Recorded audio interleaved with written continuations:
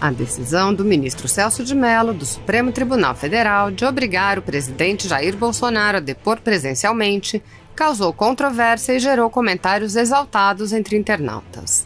A jurista e deputada estadual Janaína Pascoal questionou: respeitosamente, eu queria entender por qual razão o ex-presidente Michel Temer, que chegou a ser inclusive indiciado e denunciado, teve a prerrogativa de depor por escrito e Bolsonaro não.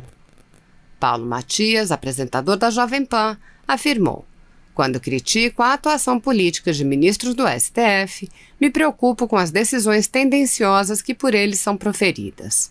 Essa última, do Celso de Mello, é um exemplo claro disso. Chamou o presidente de nazista e obriga o mesmo a depor presencialmente. Politicagem.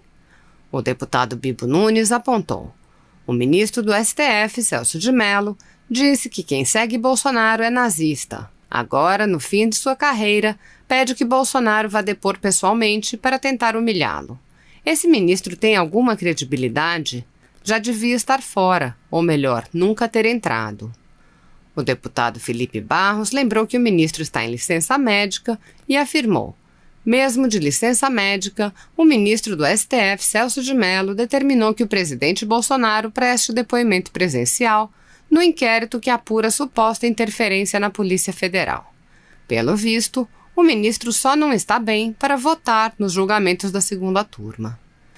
A jornalista Fernanda Salles disse: a única intenção do ministro Celso de Mello, ao determinar que o presidente seja obrigado a prestar depoimento presencialmente, diferentemente da decisão que beneficiou Temer no passado, é demonstrar a autoridade atual do STF sobre o Executivo. O deputado José Medeiros afirmou: para Jair Bolsonaro, o tribunal é sempre de exceção. Foi assim no caso de Maria do Barraco, onde a imunidade parlamentar foi relativizada. Hoje, Celso de Mello inova e o humilha sem necessidade. Veja que faz pouco tempo, outro presidente em situação semelhante depôs por escrito. Medeiros acrescentou: a pequena corte o que fez o ministro mais veterano. Uma pena e merecedora de toda a crítica essa postura claramente direcionada. O jornalista Rodrigo Constantino afirmou: há uma perseguição política e o que a decisão de Celso de Mello mostra é que isso está cada vez mais escancarado. Constantino comparou com a situação de Temer, que pôde escolher se preferia depor presencialmente ou por escrito, e afirmou que o critério é o costumeiro duplo padrão segundo o qual pode tudo contra Bolsonaro. Constantino lembrou ainda que Celso de Mello está às vésperas da aposentadoria compulsória e encontra-se em licença médica. Constantino disse: está se ausentando de decisões importantes na segunda turma que, por empate, tem culminado na soltura de corruptos. Para isso, ele não pode julgar.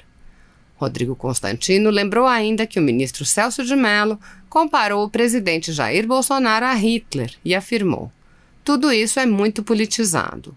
O ministro Celso de Mello é aquele que considera o presidente um nazista. Ele trata o presidente da República como um nazista e não se considera nem suspeito de julgar nada sobre alguém que ele acha que é nazista, sem nenhum tipo de evidência. Então, tudo isso é apenas mais um episódio lamentável, entre tantos, que esses ministros do Supremo atual vêm fazendo, que acabam com a credibilidade do Supremo e que deixam claro para qualquer um lá fora que o presidente Bolsonaro é sim perseguido. O empresário Otávio Facuri afirmou: um dos princípios basilares do direito processual penal é que uma investigação tem que ter escopo definido, ou seja, deve dizer claramente quais artigos do Código Penal foram possivelmente violados pelo investigado. Nesse inquérito, instruído por Celso de Mello, esse escopo inexiste. Não que isso seja novidade. No inquérito das fake news, essa definição dos crimes possivelmente cometidos também inexiste. Não é apontado qual artigo ou artigos do Código Penal foram possivelmente violados pelos investigados. Leis e princípios do direito estão sendo rasgados. O jurista Renato Gomes, mestre em Direito Público, ponderou: decisão afrontosa, desrespeitosa, abusiva, juridicamente ilógica, inválida, absurda, além de fundada em inquérito ilícito, aberto sem indícios contra Jair Bolsonaro. Ainda, Se qualquer bandido pode ficar quieto, por que o presidente da República tem que se submeter a essa decisão inventiva, sem lei, humilhante? A conclusão é sintomática. Nosso presidente, Jair Bolsonaro, paga o preço da prisão jurídico-cognitiva do politicamente correto que o enclausura. Por razões jurídicas, entre aspas, previsíveis, igual a falácias doutrinárias insustentáveis nos fatos, nos textos da lei ou na lógica, acostumou-se a acatar aberrações. Discursinhos de especialistas e ou fanáticos. Ele não pode fazer nada. Se fizer é o que a esquerda quer. Só o Senado pode agir. Se Bolsonaro reagir, comete crime de responsabilidade. O presidente sabe o que faz. O presidente é gênio da estratégia. Quem critica é isentão, etc. Falo com muita tranquilidade. Nenhuma estratégia de governo passa pelo crivo da racionalidade se, para ser aplicada, admite a humilhação criminosa do nosso presidente Jair Bolsonaro, mandatário maior da soberania popular. Os que veem o que ocorre como sendo da democracia fazem-no por inconsciência, ignorância, falta de discernimento, má-fé, desonestidade intelectual ou covardia moral, o medo de contrariar interesses ou de ver a realidade crua e nua, orientando com sinceridade Jair Bolsonaro ou falando-lhe a verdade existente fora da bolha do Distrito Federal e dos manuais. Cabe-nos, aos cidadãos íntegros, orar pelo nosso presidente Jair Bolsonaro para que seja iluminado e tome sempre as melhores decisões para si próprio. Quem se ama jamais aceita ser humilhado, para o povo, sua empatia ajudá-lo-á, e para o Brasil, seu patriotismo e sua honestidade guiá-lo-ão. Em tempo, 3 perguntinhas que Jair Bolsonaro poderia fazer para o Celso de Mello suspeito. Primeiro, por que sou acusado se inexistem indícios? Só porque você, semideus suspeito, assim o quis? Segundo, se mesmo acusado posso não falar, por que tenho que ir onde você quer na hora que você quiser? Vai me levar debaixo de vara? Terceira, não existe regra processual que obrigue o presidente da República a dizer amém para juiz suspeito. Pelo contrário, juiz suspeito que julga comete crime de responsabilidade. E cabe ao Congresso Nacional legislar sobre o processo.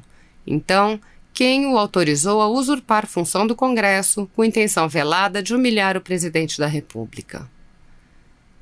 O jurista acrescentou: para os que dizem que, se Bolsonaro ignorar a ordem judicial criminosa, cometerá crime de desobediência, de responsabilidade ou qualquer outra infração, parafraseio as palavras do grande Avatar: Pai, perdoe-os, pois eles não sabem o que dizem. Olá pessoal, deputada federal Bia Kicis. Eu vim falar aqui com vocês sobre um dos temas mais importantes sobre o qual eu dedico meu mandato, que é o combate ao ativismo judicial. E nós estamos agora vivendo um momento muito crítico com relação a isso, quando esse ativismo ele advém diretamente de ministros do Supremo Tribunal Federal. Somente esses últimos dias nós tivemos 2 exemplos muito graves de ativismo. O que é o ativismo? O ativismo é quando o juiz ele se substitui ao legislador e, ao invés de simplesmente fazer o seu papel de aplicar a lei, ou no caso até do Supremo, a Constituição, ao caso concreto, aos processos sobre os quais o juiz se debruça, que chegam ao juiz mediante provocação de uma parte interessada, o juiz começa a falar e decidir sobre questões políticas que não estão nos autos. Então nós tivemos essa semana o ministro Gilmar Mendes, numa entrevista, numa declaração, dizer o seguinte, que é preciso dizer isso de maneira muito clara. O Exército está se associando a esse genocídio. Não é razoável, é preciso pôr fim a isso. Então, a gente fica pensando assim, de que genocídio, em primeiro lugar, o ministro está falando, né? Porque nós vivemos nos últimos governos um genocídio, aí sim, verdadeiro, de jovens, né, de negros, de pessoas pobres, que têm sido assassinadas, e não só negros e pobres, mas toda a sociedade, que realmente nessas camadas mais pobres da sociedade aumenta a violência, né? Mas pessoas de todas as camadas sociais, de todos os níveis intelectuais, de todas as profissões, têm sido vítimas, sim, de assassinatos, 60 mil pessoas por ano, sem que o Estado tenha sido capaz de proteger essas pessoas. Aí a gente pode falar de genocídio, mas no governo atual, que genocídio é esse? Quem é que está cometendo genocídio junto com o Exército, segundo o ministro Gilmar Mendes? Então, esse é o tipo da declaração que nos deixa realmente muito preocupados, e o ministro da Defesa já respondeu, dizendo que as Forças Armadas, o Exército, têm se dedicado durante o coronavírus ao combate ao coronavírus, né? Então não há genocídio algum, o que há é agora uma modinha, né, de ficar falando do presidente da República com total desrespeito à autoridade máxima da República e chamando o presidente de genocida, o que é um crime, né? Porque genocídio é um crime contra a humanidade, e aí, no caso, estão atribuindo um crime. Então já existe aí no mínimo uma calúnia, além de uma atividade política do ministro, que é muito preocupante. E aí, em seguida, a gente vê o ministro Barroso também falando, né, falando da preocupação dele, tanto com a saúde, como com as redes estando disseminando ódio. Ele está muito preocupado com o ódio e a desinformação disseminada nas redes sociais. Isso eu coloco como presidente do TSE, tendo que tomar uma atitude para evitar que aconteça o que aconteceu no Brexit. O que aconteceu no Brexit? No Brexit, o povo inglês decidiu 2 vezes pela retirada, pela saída da Inglaterra, da Grã-Bretanha, né, da União Europeia. Então isso foi a vontade do povo. Mas como o ministro Barroso, pelo visto, ele é a favor da União Europeia, ele é contra a saída da Grã-Bretanha, então ele diz que isso foi fruto de desinformação. Assim como, segundo o ministro, as eleições americanas, a eleição do Trump também foi fruto de desinformação, não fruto da vontade de um povo que era majoritariamente conservador, né? Que se vê representado pelo Trump, pelas suas ideias, ao contrário, né, das ideias pregadas pelo Partido Democrata, né? E também as eleições na Índia, segundo o ministro Barroso, também fruto de desinformação. Agora, o presidente da Polônia foi reeleito, um conservador. Pode ser que o ministro Barroso também ache que foi fruto de desinformação. Desinformação essa que precisa ser combatida. Como é que ele está combatendo isso, gente? Combatendo, chamando as plataformas, dizendo que elas têm que retirar, né? Elas têm que cuidar para que não haja fake news. E o ministro tem que retirar das plataformas aquelas informações que, segundo ele, desinforma. Aí o ministro, né, ele diz o seguinte, que ele conta, olha que bonito, gente, vocês têm certeza que vocês vão ficar emocionados. Contamos com a imprensa profissional que sabe separar fato de opinião, a gente tem visto isso, que se move por preceitos éticos, a gente também tem visto isso, e que possa fazer o filtro dessas bobagens que circulam nas redes ao lado dos checadores de fato. Aí eu trouxe, né, essa informação de que foi uma pesquisa feita pelo Instituto Global Edelman Trust Barometer, tá? É um estudo feito por eles em 2018, disse o seguinte, que a imprensa, tá? A imprensa, ela é a instituição menos confiável globalmente.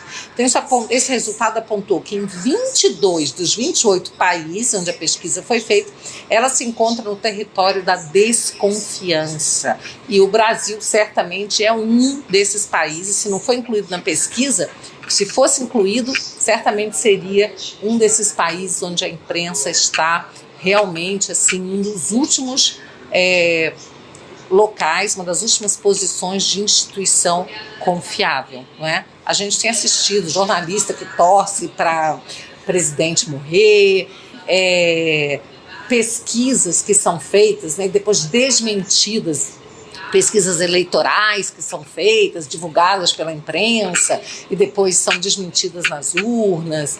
A gente tem visto aí que na questão até do coronavírus, a imprensa se valendo de dados científicos que mudam toda semana, né? Então a gente sabe que não tem uma cobertura parcial, lamentavelmente, por boa parte da imprensa, mas é com essa mídia aí que o ministro Barroso descontar essa imprensa profissional para dizer, junto com os checadores de fatos, o que é verdade, o que é mentira, né, e impor aí um cala-boca, uma censura às redes sociais. Então, assim, eu estou deveras preocupada com isso, tá? Como parlamentar, trabalho todos os dias, né, para combater esse ativismo judicial. Tem uma série de projetos de lei contrários ao ativismo, que visam a responsabilizar esse ativismo, criminalizar toda vez que houver uma usurpação de poder. Isso tem acontecido muito porque, lamentavelmente, o parlamento tem se colocado de joelhos, subserviente ao Supremo Tribunal Federal. E a gente sabe que tem aí parlamentares que têm problemas perante a justiça, né, que temem realmente que haja uma investigação, uma denúncia, que o Supremo possa condená-los. Mas é isso aí, né? A gente precisa encarar esse fato, né? A gente sabe que você não precisa dever para a justiça para poder ser investigado. Hoje a gente vê isso, né? Existe, além do ativismo todo, né? Agora esse ativismo também foi para inquéritos, né? Ele agora também está sendo utilizado em inquéritos penais, né? Aí no Supremo Tribunal Federal, que está avançando sobre a base de apoio do presidente Bolsonaro. Então a situação é toda muito preocupante e nós temos que continuar sempre atentos, e vocês podem contar com o meu trabalho no combate ao ativismo, que é uma forma da gente preservar a democracia. Enquanto os juízes quiserem fazer leis, quiserem investigar, quiserem decidir quem vai ser diretor da polícia, ou seja, quiserem usurpar sobre competência do executivo e do legislativo, nós não teremos uma democracia efetiva.